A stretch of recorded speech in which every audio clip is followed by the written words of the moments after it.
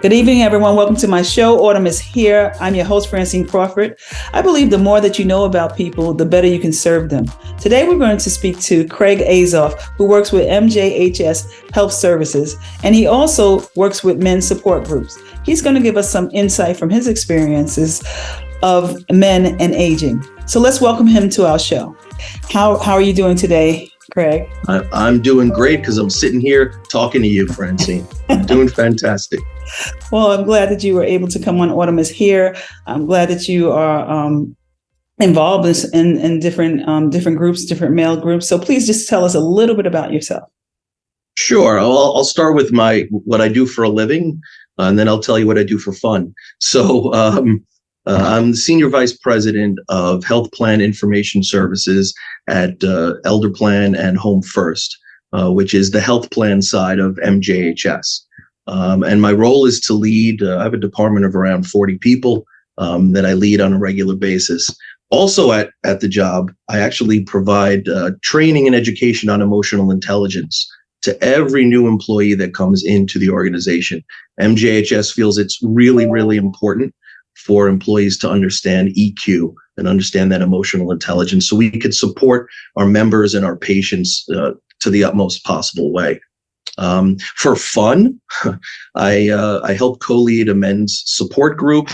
I help facilitate men's transformational workshops, weekend workshops. And I also help staff father-daughter workshops with a good friend of mine. We started a company called Journey into the Heart, and we do father-daughter weekends where we help dads become closer in relationship to their daughters. Because I have two sons and one girl, and sometimes it's much easier for me to relate to the boys. And so, giving her chance so she can relate to her dad as well. So that's a little of my background, Francine. Okay, well, that's great. That's great. We're interested in different things about aging and family and how families are involved with their parents and getting to know, getting their information and things like that. So we just want to talk to you, since you do lead certain groups, male groups. What are the things that may come up as their age, that things that are different that they notice and they talk about? So throughout the course of, I would say, a man's journey, from a very young age, culturally, sometimes men are taught that we have to do everything for ourselves, that we have to be independent, that we have to be the ones to, support the family or to, be responsible. And as a man ages, and believe you me, I am aging. As a man ages, I've quickly realized I need support and I need help, and I cannot do it by myself.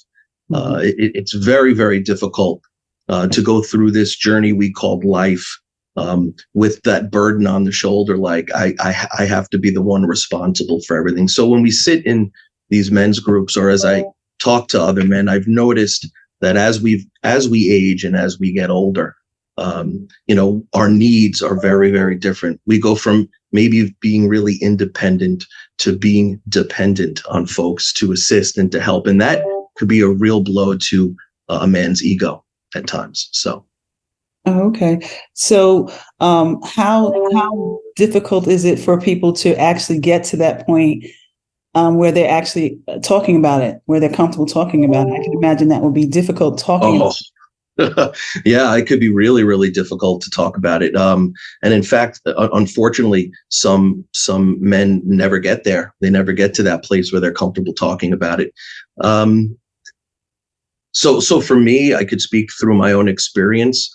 I've always been a little bit more of an extrovert and not afraid to talk and meet people and socialize with people. I think what our men's group does really, really well is the way we welcome men in and the way we upfront tell men whatever you want to say here and whatever you want to bring here is confidential. It's safe. It stays within this wall, whether it's the virtual walls of Zoom calls or if we meet in person. And really, it's important for a man to feel that he's comfortable and safe, both physically, psychically, spiritually, emotionally. That could be hard to get to at times.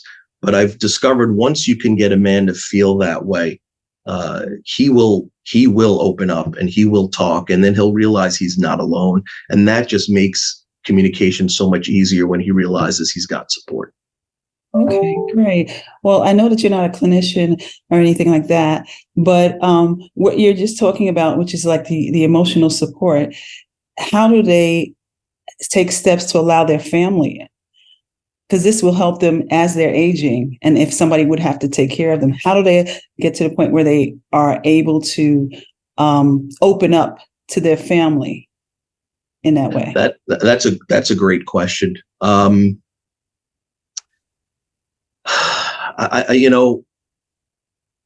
For me, it's about honesty. And it's about a man looking in the mirror and being honest with himself. And so, if there's love in that relationship, if his family is close enough, I believe that a man could say, look, I really need to be honest here. I need to tell you the truth. And if he gets truth back and he gets honesty back, that could just grease the wheels for that kind of communication.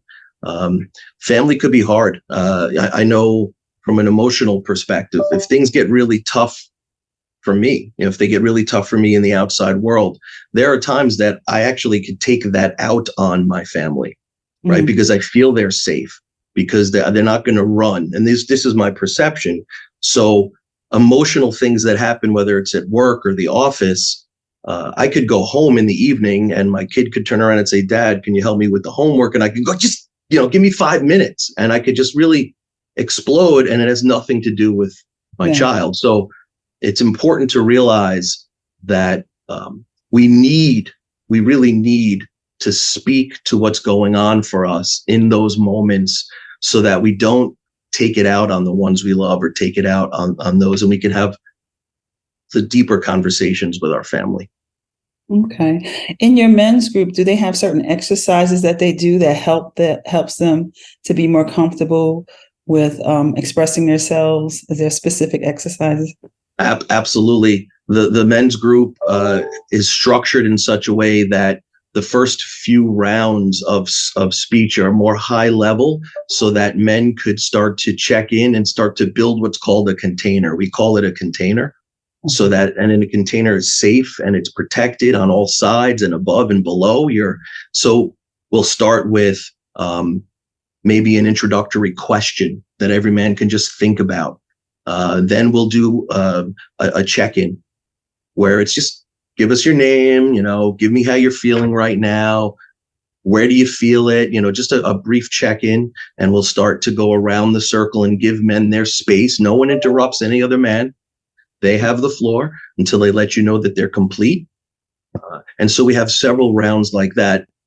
Later on in the circle, when men bring up things they really want to look at and they really want support around, we've got other structures in place, whether it's role playing, whether it's just releasing energy by, like a primal scream or whatever it is they need to do.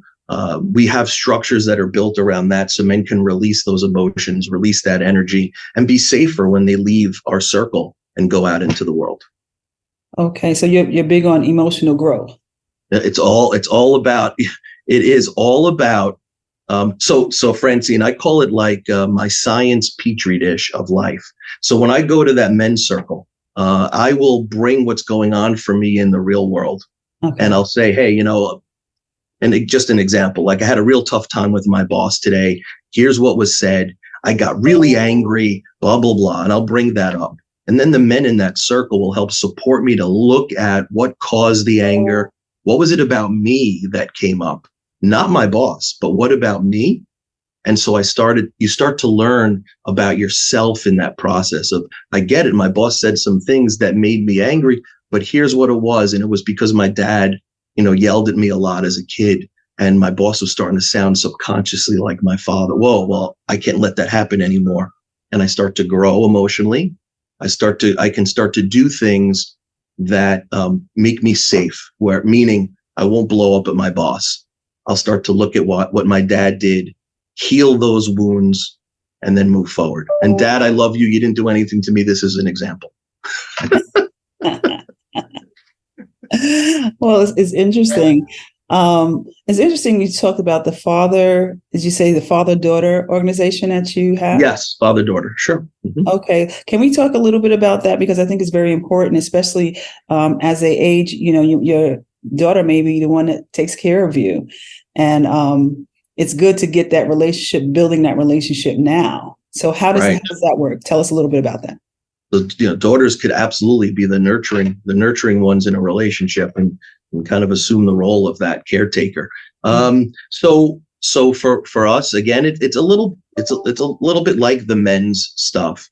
But my friend and I created this organization where we allow men and their daughters. The daughters can range anywhere from 8 till question mark, or 10 till question mark. So it's a beautiful spread of how old the daughters are. But we create, again, this safe space for them to play together.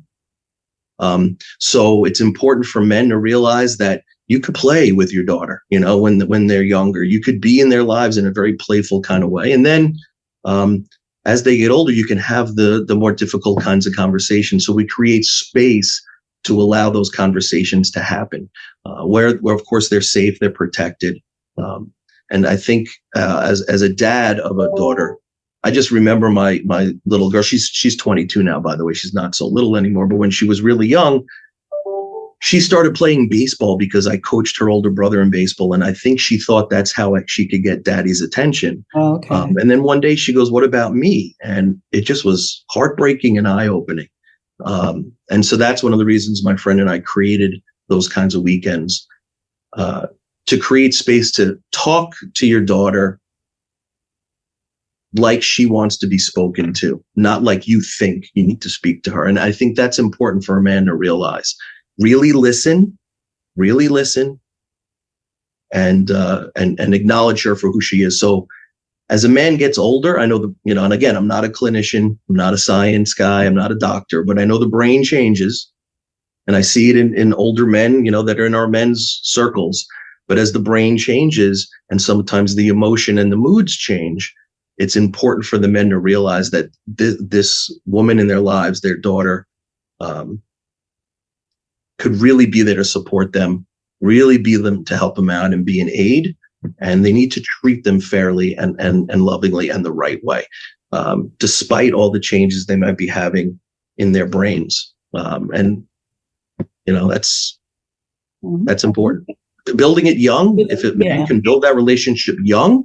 Yes. Like right now, my daughter tells me everything. She could tell me anything, and that's good or bad sometimes, Francine.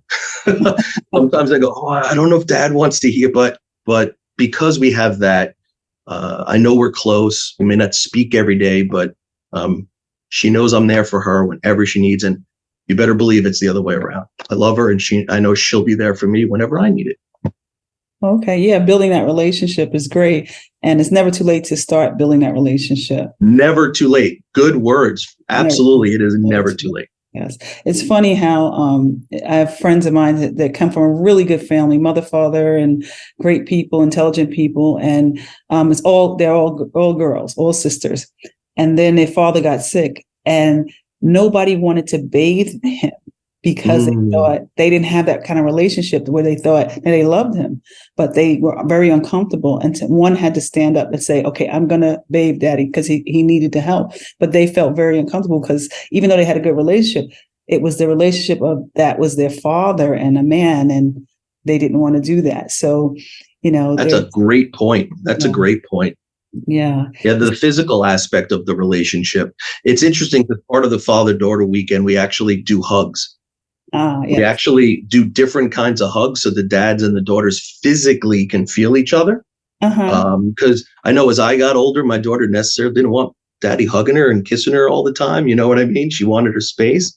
But having a physical relationship in a healthy way is very important also.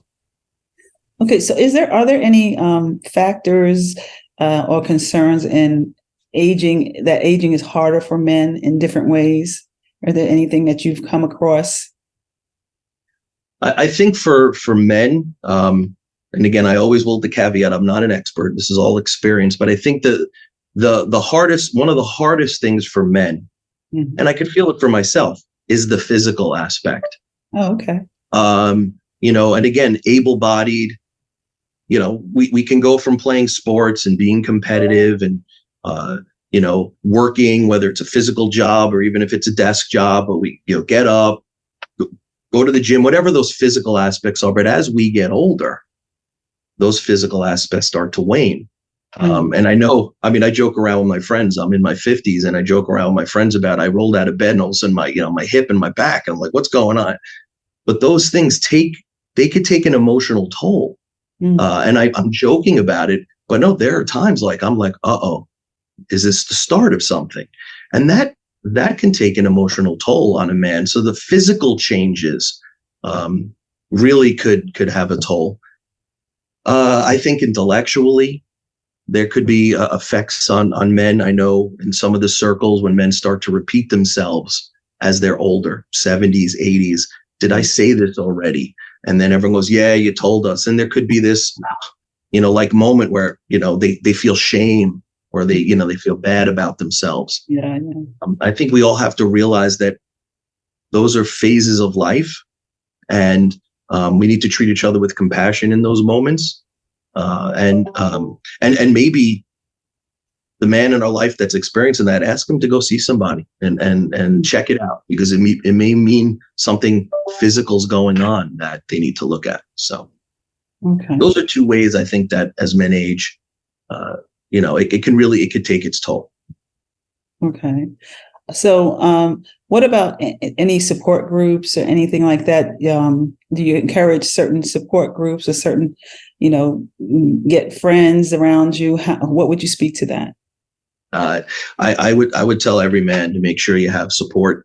I'm passionate about that. Make sure you've got, whether it's a group of really good friends that are not surface conversations, make sure you talk about real, make it real. And we might only have less than a handful of those in our lifetimes for people, but some of those are good. For myself, like I found this group called the Mankind Project where I run these groups, and that group is open all the time. Men can visit those circles, sit in that, feel what it's like to be in a group of men who are there to support you. That's important. Therapy, if it's not a group of people, the stigma around mental health in this country, no, go to your therapist. In fact, Francine, it's really funny because when I teach emotional intelligence, I sometimes say that we could break this mental health stigma if we just, when a person is born, kid comes into the world, the doctor or the nurse slap them on the butt, they cry, the whole thing, they meet the doctor, then hopefully their mom's okay. And they meet their mom and dad is there, hopefully, and they meet their dad. And then they get handed to their social worker and they get to meet their social worker. And if everyone was born with a mental health professional at bedside and everyone had one, there'd be no stigma. Well, and we'd have someone to talk to. You know what I mean? We'd all have someone to talk to. Exactly. We'd be much more comfortable with it. Right. Oh, that's great. Right. So I'm sure maybe, a lot of times maybe it's not true. I'm not a man, but sometimes they are harder to go to the doctor. There's certain things that you have to do, and especially as you get older, to take certain tests. It seems like they're harder to go to the doctor to keep up with that. How would you help that? What would you say to that? I wish I had the answer. I tell people, if you're feeling something, you trust your body, your own body, right? And as a man, it may not just be a cold, right? You kind of know what's happening. Mm-hmm. I know there's a distrust sometimes with doctors, there's a distrust with the medical profession. There could be misdiagnosis. I get all of that, but it's important to go because the earlier you catch something, the better your chances are. And so for me, it's just about constantly reminding men, hey, if you go see somebody, go to the doctor, do your annual checkups. Right.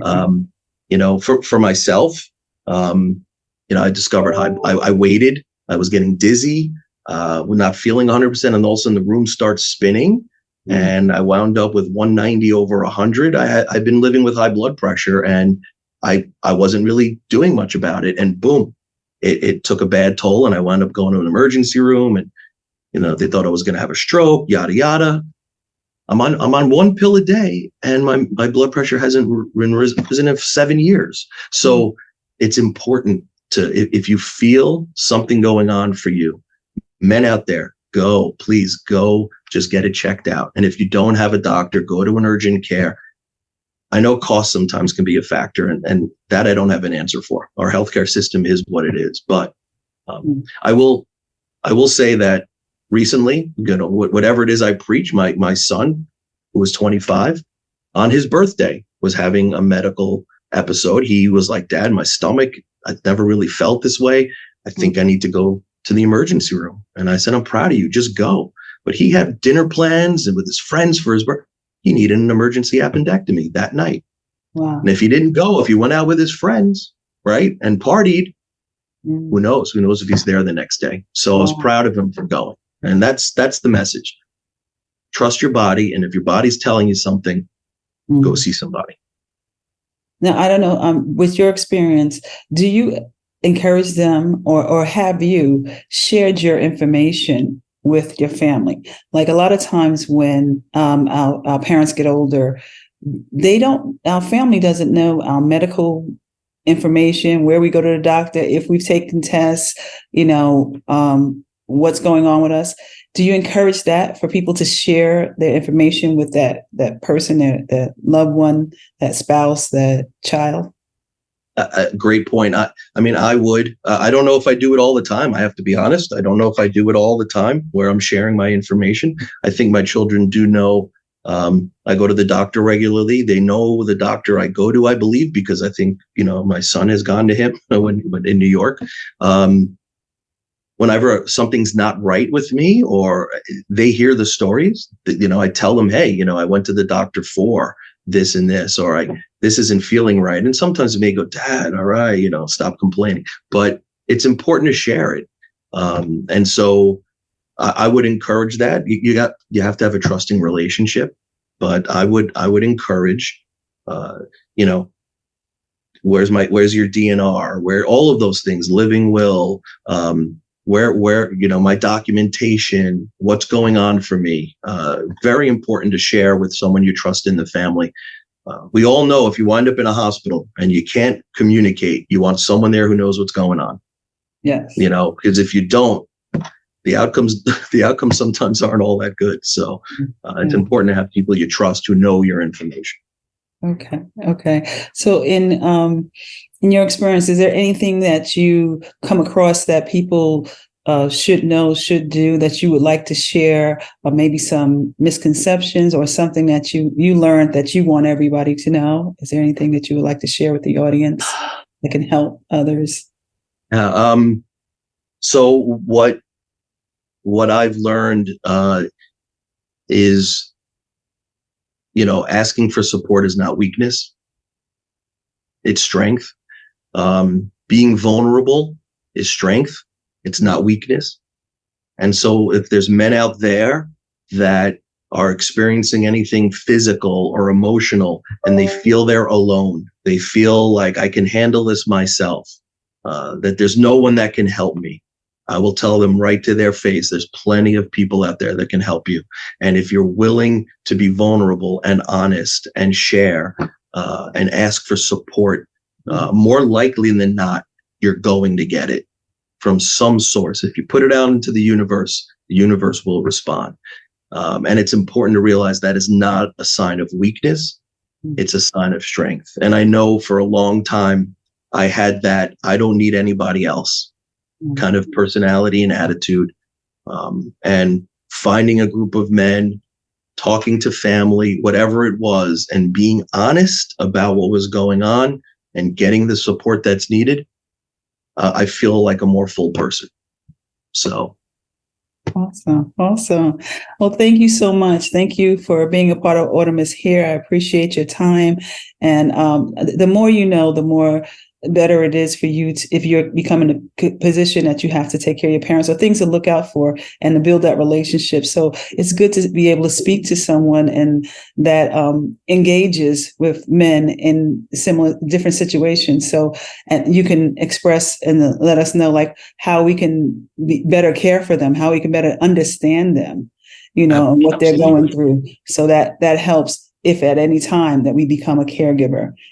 So that's really good, And- good information. I thank you so much. I really appreciate that. No, you're welcome. I would say for men who are scared to talk to the people that need to talk to, find a friend, find one of these groups. One of the things we do is we do practice conversations. And even if you don't find someone, if you're afraid to say it, look in the mirror and practice what you want to say and think about the response you might get, and then practice responses to that. So then you could go in front of the real person and have that talk. It's okay to ask for help. That's the message. It's okay to ask for help. It's okay not to be okay, and get support. So I appreciate you having me on this. Francine, I appreciate what you do. I've listened to several of your podcasts. Keep spreading the word. Blessings to you for doing what you do. Thank you so much for your group and all that you do in support of men. I appreciate that. Thank you very much. And I will continue my best. Okay. All right. Thank you. Have a good evening. Thank you. You too, Francine. Bye.